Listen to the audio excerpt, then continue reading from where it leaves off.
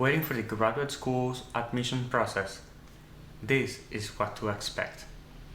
First, you will receive an acceptance letter containing your contact information, degree you intend to pursue, major, and academic advisor.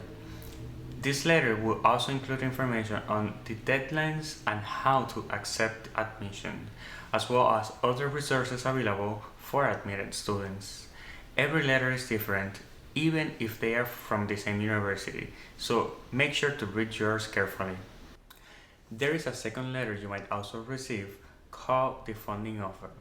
This can be for a teaching, research, or graduate assistantship.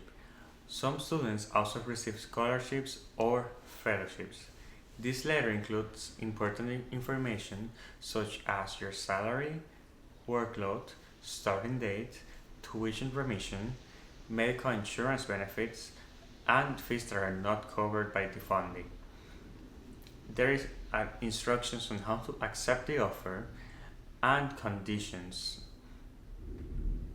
I hope this is useful in your graduate admission process. Boiler up.